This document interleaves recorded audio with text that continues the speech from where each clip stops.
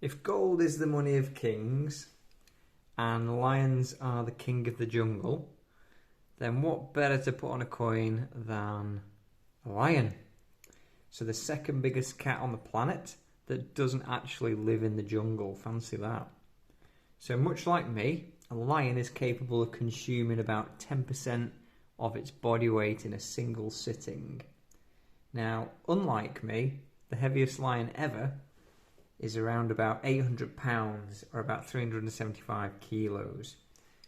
Now, these two new pickups that I've got, they come in at 0.25 ounces each, so quarter ounce each. And they're both new to me. You see I have my other one here. So I now have 3 in the Pride. And I got these two delivered for about 4% premium over spot when the little dip came recently. So I was happy to pick those up all day.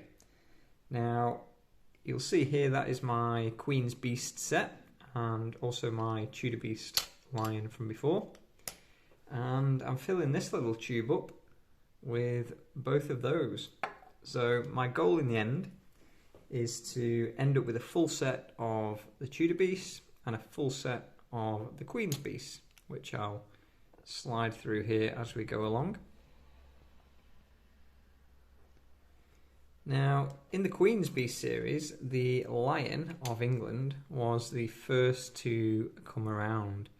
So that actually did really well later on in the series when people were trying to play catch up, and also due to spot price rising over the sort of 4 or 5 years, the premiums on these got quite exciting if you were in there earlier buying them up, you know, compared to something like this that was released later in the series. So I am intending to end up with a full set of all of the beasts, so I presume there'll be 10, because that's how many there should be. But, you know, it's the Royal Mint, so we will see. And, you know, different people have their favourites. I would say that about half of them I really like, and a few of them are okay. And then things like this, like, what's that really doing? You know, it's a greyhound, it's a skinny dog. Why is that in there with dragons and lions and griffins and things like that? So, anyway, my plan is really to have these on the side to potentially help out some collectors who are joining in late, or maybe just flip and take a profit depending on how the market goes with these. And to be honest, I would have bought them more or less whatever coins they would have been. You know, moving forward, I've obviously got the 100 sovereign goal ticked off. It doesn't mean I'm going to stop buying sovereigns, but my plan really is to just make the most of whatever deals are on the market. And, you know, it makes sense to be buying the deals, really. So this was about the best deal I've seen. You know, it was better than any sovereign deal I've seen this week.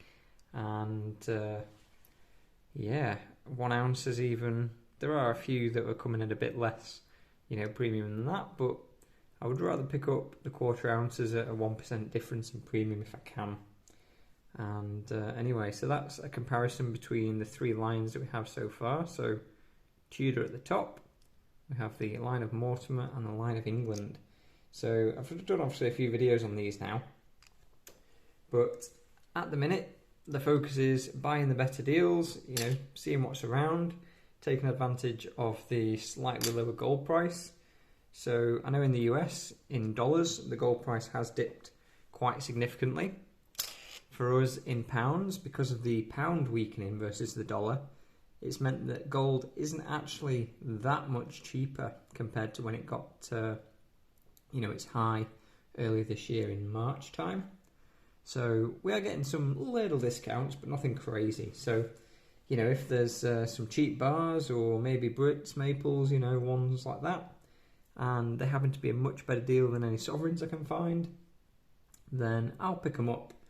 You know, I've made a few more different pickups in the past just based on the deal, and really going forward, you know, if I've got the choice of a load of sovereigns and I can pick the dates, I would do that. But if not, I'm happy to pick whatever is the best deal, really, in a sort of range, you know, not like when I first started and I was picking up like bits of bars and all kinds of weird coins. I'm going to be a bit more strict, and I'll leave you with the lion. So what do you think of the Tudor Beast, guys? Let me know in the comments. Talk soon.